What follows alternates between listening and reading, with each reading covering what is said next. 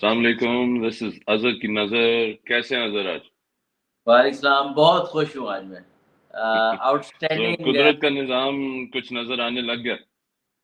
जी मैं जी। कहा कुदरत का निजाम आज कुछ नजर आया। बारिश आई उसी वक्त जब पाकिस्तान को उसकी जरूरत थी। आज सही टाइम पे बारिश आई, अल्लाह का शुक्र है। क्योंकि सम टाइम ऐसा होता है कि डीएलएस में आप नीचे होते हैं तो तब बारिश आ जाए तो आपको नुकसान है। जब आप बिल्कुल। जो आपका टारगेट है उससे ऊपर हो तो आपको एडवांटेज है। तो आज सही टाइम पे बारिश आई। लेकिन जिसको अगर हम सबको पता है मैच जीत गए, सब एक्साइटेड भी हैं, खुश भी हैं।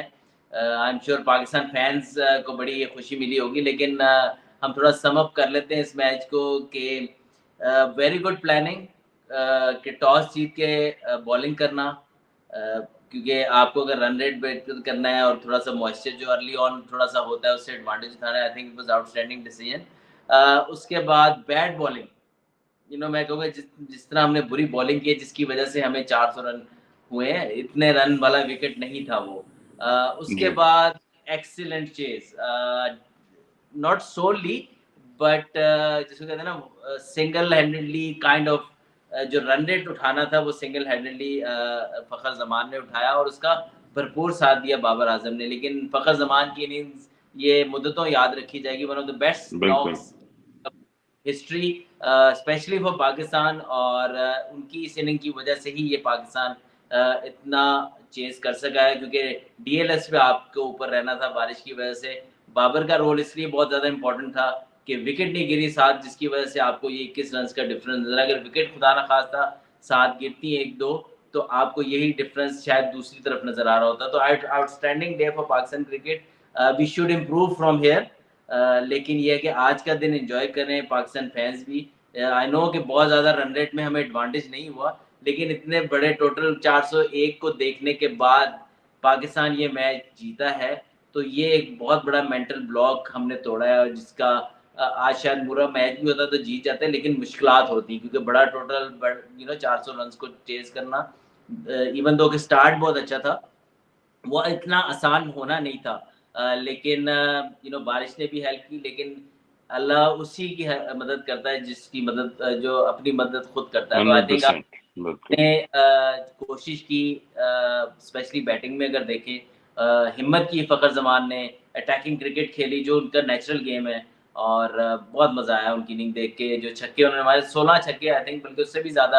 आई थिंक ये ब्रेक थी, रेन ब्रेक, उस टाइम तक 16 छक्के थे, अब मेरे ख्याल उससे भी ज़्यादा हो गए जो लास्ट दो मैचेस में वो लगा चुके हैं। तो आउटस्टैंडिंग पाकिस्तान के लिए। और उसके बाद आई थिंक तीन तो उस एक ओवर में लगा दिए बिल्कुल, बिल्कुल। और ये छक्कों की शिकायत थी वो काफ़ी हद तक आगे पूरी कर दी है। दूसरे बैट्समैनों को भी ना अब, स्पेशली जब बेंगलुरु टाइप विकेट्स पे खेल रहे हो और कलकत्ता वगैरह जहाँ पे थोड़ा-सा बॉल रुक के आता है या स्पिन होता है वो डिफरेंट है। लेकिन इस तरह के विकेट में तो आपको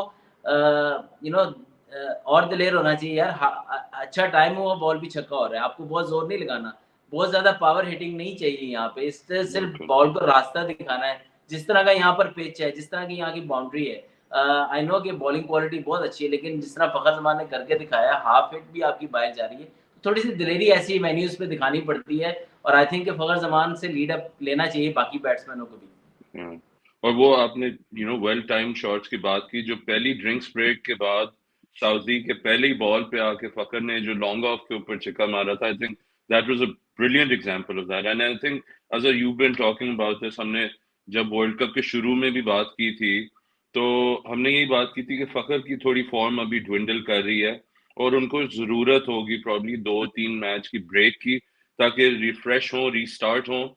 and hmm.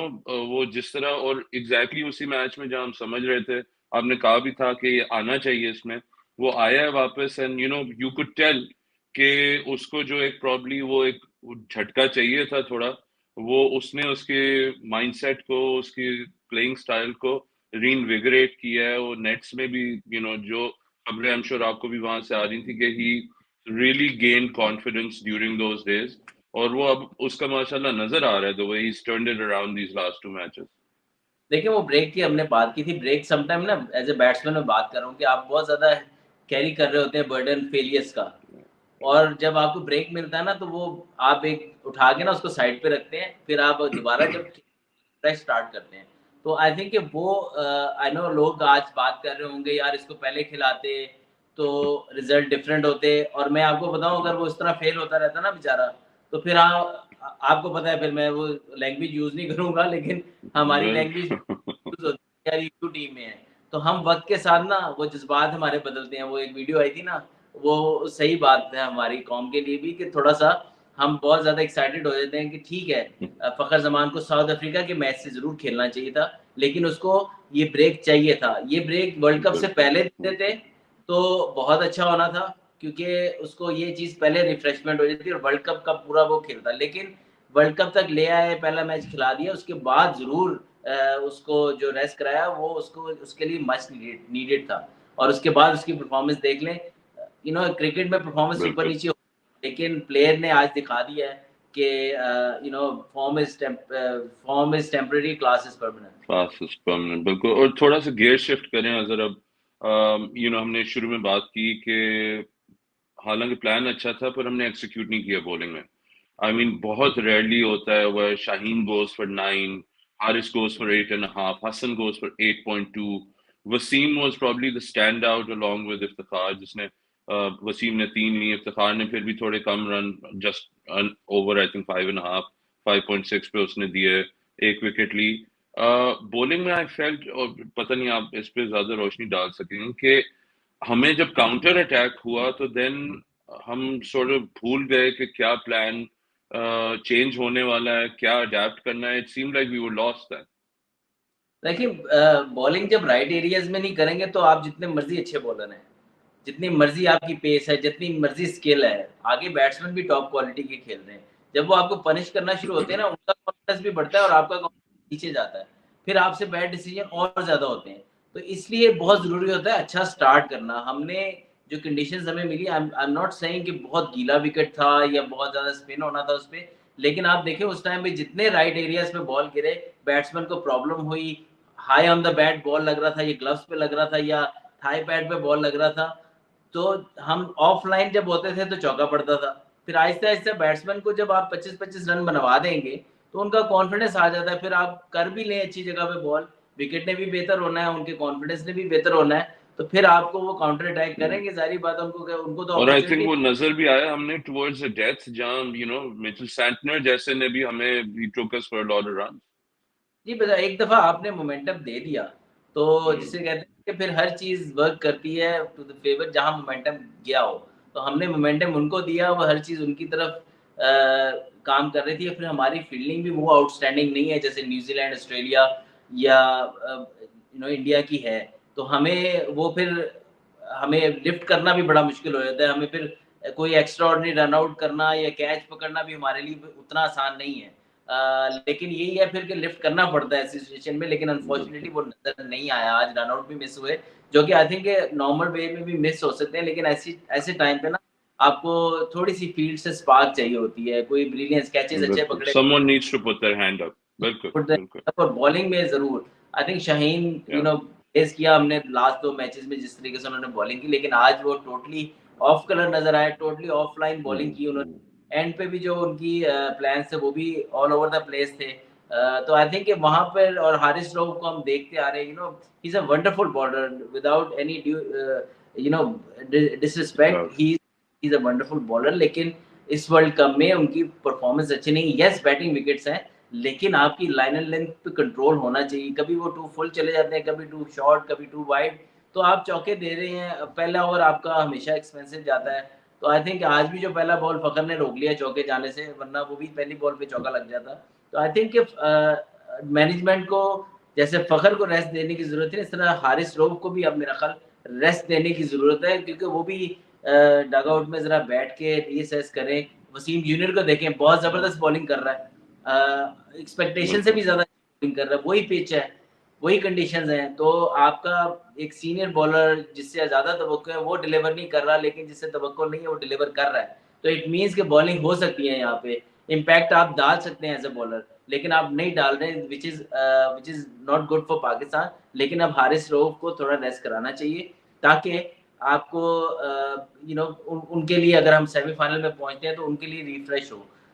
But I don't think so they will do that, क्योंकि वो जाएंगे सेम नहीं, अब कॉम्बिनेशन। तो it's quarter final he essentially. और तो इस पे अगर देखें अब अगर अभी इंग्लैंड ऑस्ट्रेलिया का भी इट्स स्टिल अनडिसाइडेड, बट अभी यही लग रहा है probably Australia will take this match.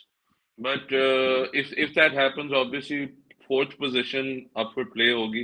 Afghanistan के दो मैचेस जो हैं वो ऑब्वियसली मुश्किल वाले हैं, साउथ अफ्रीका, ऑस्ट्रेलिया।